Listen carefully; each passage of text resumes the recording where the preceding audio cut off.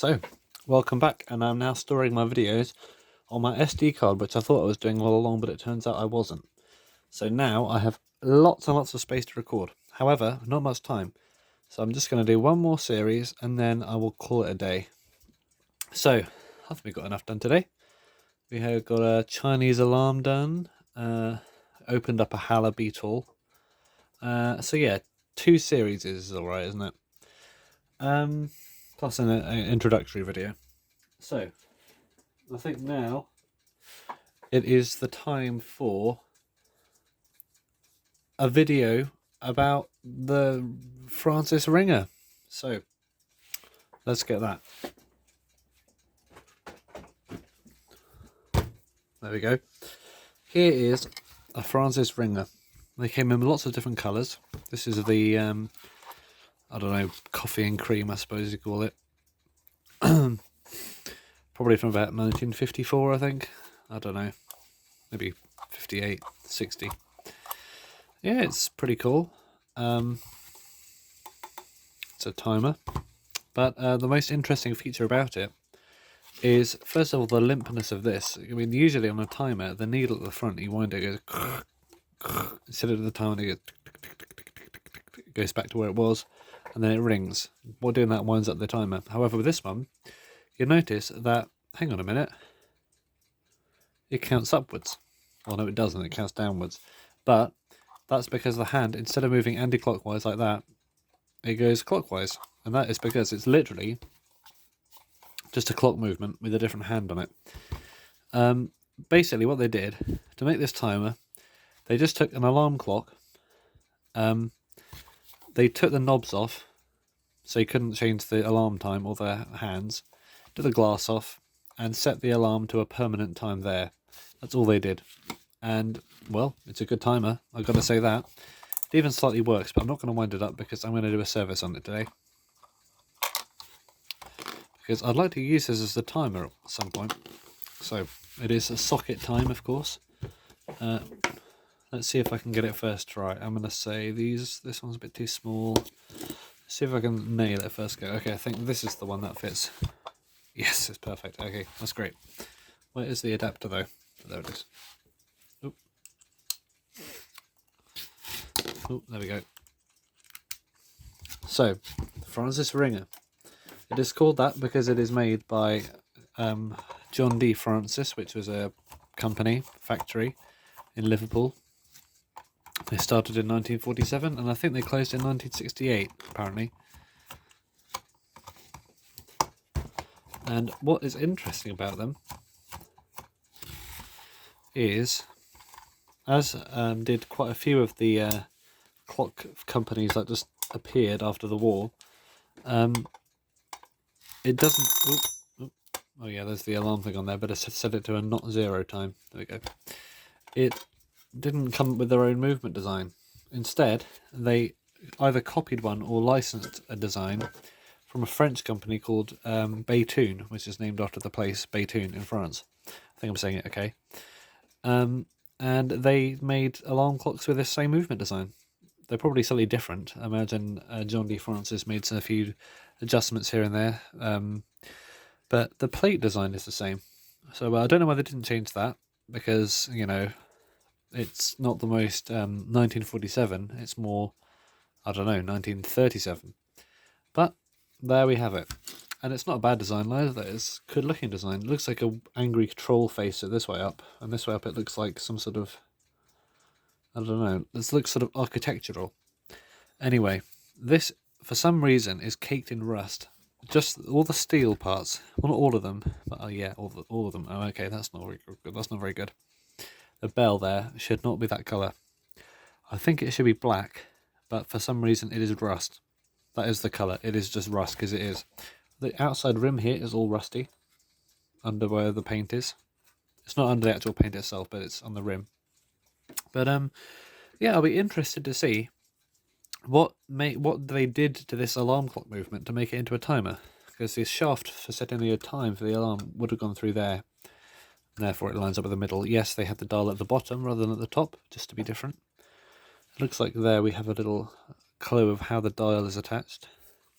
But yes, let's not waste any more time and work out how to get into this, because at the moment I have no idea.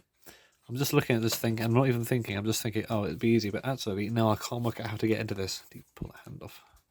Looking at there, the hand might get pulled off, but the thing is, I don't know if it should. I don't know if it is supposed to or not, because this hand really is not something you want to come off. You're putting your whole hand force on it. Also, if you notice, that shaft in the middle, look at that. That was where the hand would have gone. It's literally just been cut with some pliers. It's been cut off like that in the factory. And so, oh yeah, we don't need that, just cut it. So yeah, it's literally just an alarm clock that has been converted. That's what they did. It's basically, it could have been done by someone at home with an alarm clock and some time, but it was something they did in the factory. And I've just noticed around the edge here, can you see what I'm seeing? Probably can. There are some clips. There's one there, and there's one down there. There are 3 little clips, on the side of a drum, and they appear to be like the clips used in Westclock's Big Bens and Baby Bens. Do you see that? Oh, and they hold the. I assume they hold the movement into the frame. I've never seen an alarm clock using these. I think these around the John D. Francis alarm clocks. I think the flagship model was the Early Bird. Probably no relation to the Westclock's Early Bird, which is a Westclock's thing. We didn't get that over here, probably because John D. Francis came up with a name already in this country. That's a shame, because the Early Bird is a great clock in Westclock's terms. Instead, we got this little weird little alarm clock. But that's not a bad thing. And yeah, I'm trying to. This one's a bit of a pain. The bell's in the way. Let's take the bell off.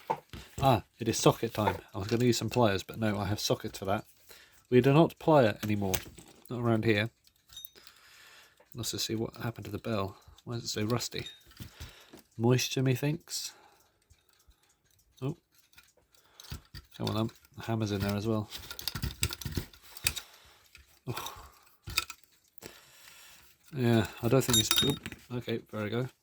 Well, it's all right on the inside, but the outside's rusty. So it's like it had a film of moisture on it. Look, it's like moist on one side. That's very odd.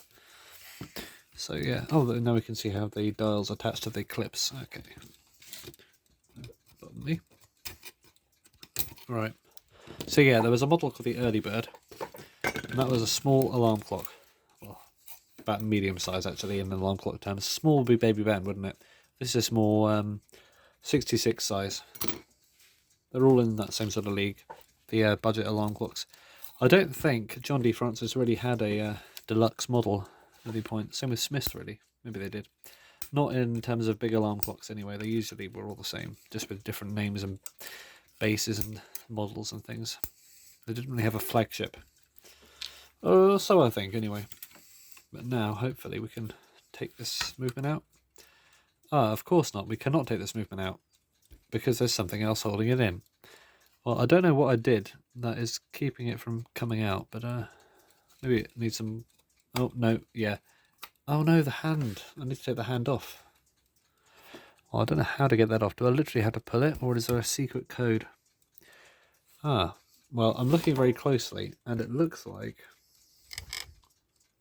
Let's get the light on it. It looks like there is some sort of. Trying to get the light to shine on it. Hang on a minute.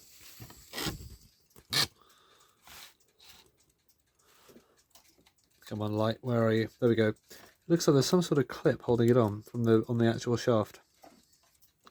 So I wonder if that is something I can get at with a screwdriver. Let's take my small screwdriver, the small driver, and just give it a bit of a poke. Oh no, it is coming apart. I don't know if it's supposed to do that, but it's like coming apart, like it's broken. So you can't really see it, but oh no, maybe it's just dirt. Yeah, it looks like it was just dirt that was caked on there. Okay, fine. Well, what happens if we give it a pull? Nope. There's got to be something else holding this thing on, and I don't know what that is. No, not going to be able to pull that off. I don't want to break it anyway. Although looking at it, it does have that little slit in there, which makes me think it is something that's supposed to come off. I think that was just paint I pulled off earlier, actually. Yeah, look, it's got slits in it, like it's supposed to come off like that. Maybe I just need more force. That's never a good thing to say, is it? Right, let's get this really dirty thing and give it a good pry. Where are my big pliers? I do not know where my big pliers are.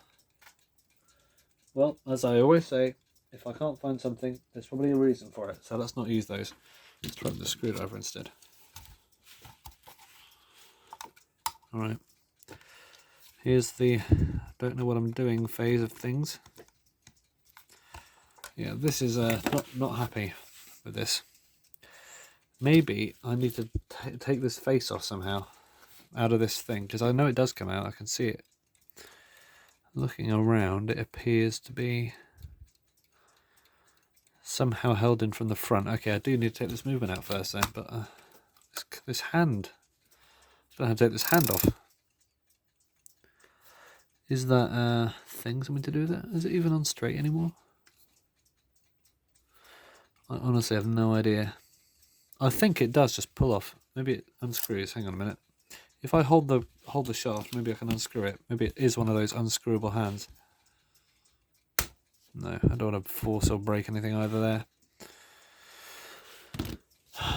This is a bit of a puzzle, isn't it? It's a riddle and a puzzle. It's a ruzzle. Oh, it's working. I'm holding the back of the shaft with this on that tiny little stub there, and the hand is coming off the front. So it's an actual die-cast piece of metal there, as I thought. It does come off. So was it held on in a particular direction? I presume it was. Let's get this moving out of here. Oh, it's a stiff one, isn't it? It doesn't want to be taken out.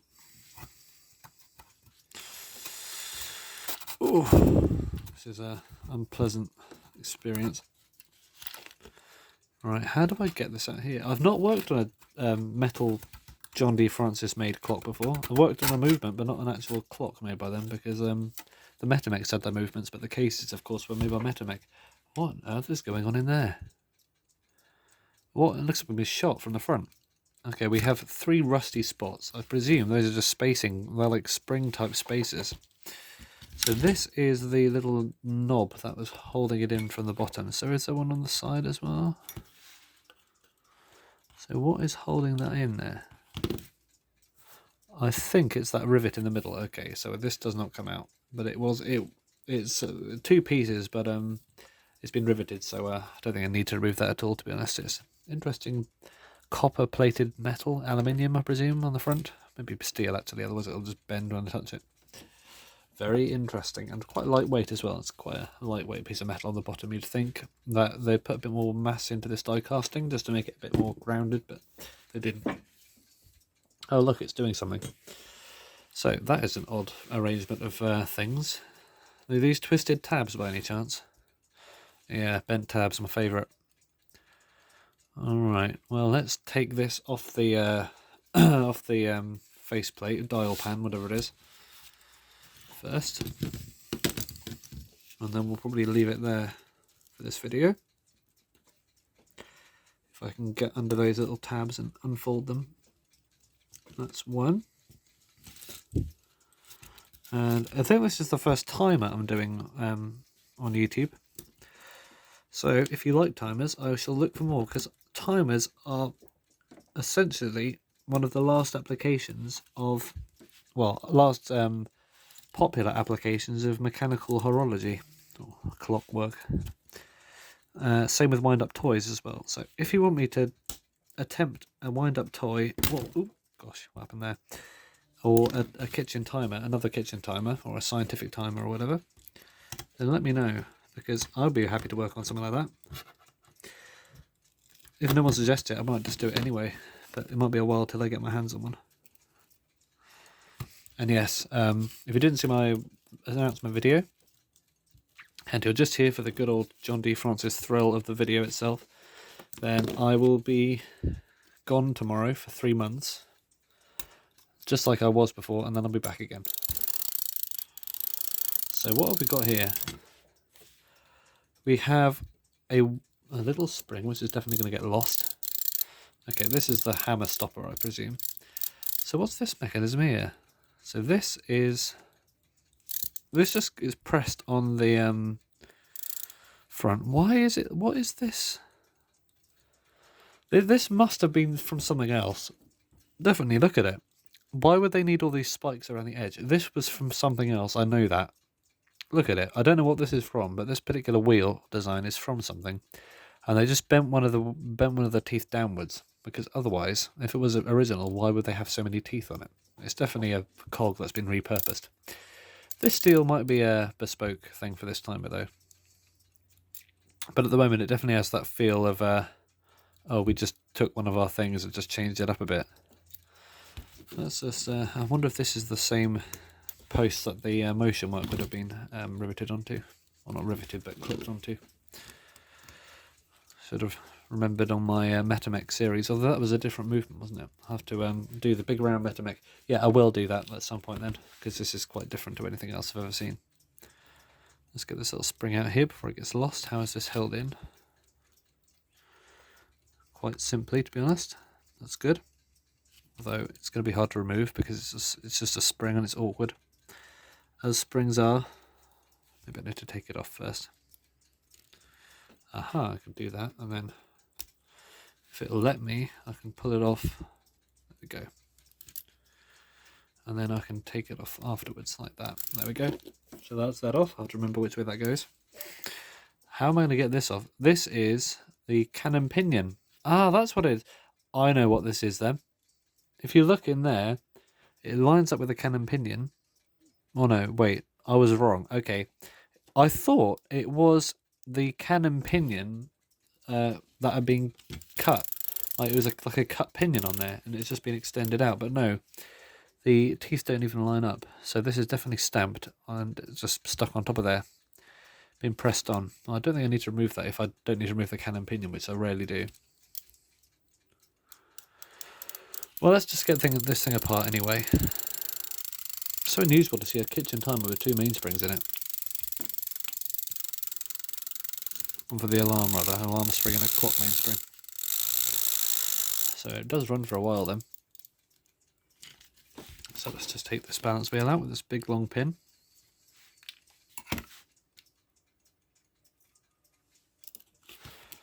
And we have the same design of things. I presume it's going to be very similar to the little Metamech video series I did quite recently, the mechanical Metamech, with the movement made by John D. Francis in it. And my impression of that was actually, these are quite fun to work on. They're quite nice to work on. They're quite well... I mean, they're not high refined quality machines, these, but they're nice to assemble. They're probably as nice as a Smith's alarm to assemble. So yeah, nicer than a Westclox or an LSM, that's for sure. LSM's got massive springs in it. Oh, look at this, that's interesting. It's like it looks like a machined piece of stuff there. That ratchet wheel is usually stamped out, but this one actually is machined. I don't think I noticed that on the little Metamech. Let's just get a focus on that. Look at that. It's actually sort of concave in the middle. That's odd.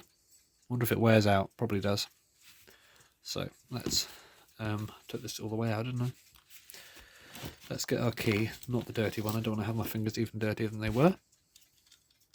I let down the power out the springs quickly, and then we can just disassemble it, and then I'll leave it for today probably. So yeah, you'll probably have to wait a bit. 3 months, definitely, until I get back to you with this Francis ringer. But I'm just a bit tired, to be honest. I've done a lot of video recording today. Just for you to have something to watch.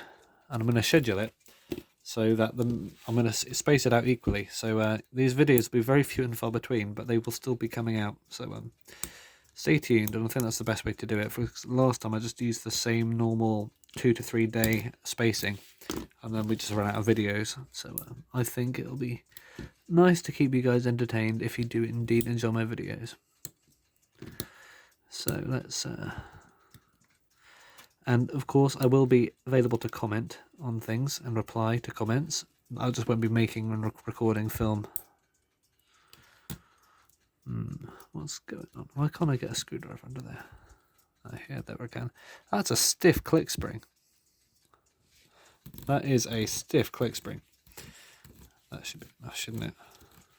Yeah, that's unwound enough. Let's do the alarm now. I feel it's already unwound, to be honest, because it's been ringing for so long. Yeah, there's no... Yeah, this is unwound.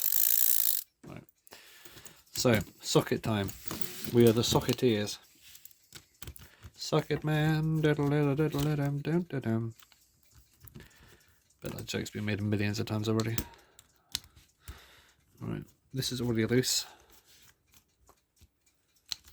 This one doesn't even have a thing on it because I took it off. That's where the bell was. And this one is also off. Ta-da! Oop, stuff going everywhere. And there we have it. So let's pop this open. Take all the necessities out. Ta-da! Plate arising. Now it's gone off to heaven. Never see that again. Shame they didn't date stamp these. They probably did on the early birds, I imagine. They probably stamped it on the back of the dial, which they often do in this country. Not on the back of the dial itself, but usually there's the dial pan. They either stamp it on the dial pan. Let's just check that actually. No, nothing on there. Or they stamp it on a piece of paper behind the dial, or they stamp it on the movement directly, on the back of the movement, not the insides, but the back. Unless they're Westclocks, then they stamp it on the inside for some weird reason. So I think that says, oh, that is a cut pinion. Look at that. Either that or it's cast. If it's cast, that'd be pretty unimpressive. But I think it might be cast, to be honest, looking at John D. Francis's stuff. Lantern pinions, don't expect to cut one anywhere. But it does the job, doesn't it? Oh, this is nice. It's a little loose end hammer, like Westclocks has. In their bends. There are style bends. So, I'll leave this here. I'll put all the things in a box, and I probably won't clean them yet because I'm just a bit tired. But yeah, the back's very thin metal, and the buttons there, I'll just take that off because I can. If you want to work on your own Francis ringer, then why not head on to eBay. I'm not an eBay advertiser, by the way. I have an account, but I haven't sold anything in a while. And grab yourself. Where did that clip go? It just like disappeared into the rift. That was bizarre. I'll find that. I'll find it in a second. Yeah, head on to eBay. I think there are quite a few of these Francis ringers about. And come and watch my series and you can repair it with me. How fun will that be? Then, after that, you'll have a perfectly very nice 1950s timer which you can use to time things with. And if you don't, then you'll probably regret not doing it, because then the other people who watch this video will have bought them all. There we go. I will find that clip after this video has been recorded. So I need to find a little pot to put these things in. Aha! This even says John D. Francis on it. No, it doesn't. It says made in UK, pink apple matric pack. Oh, I've seen them plenty of those pink apples. I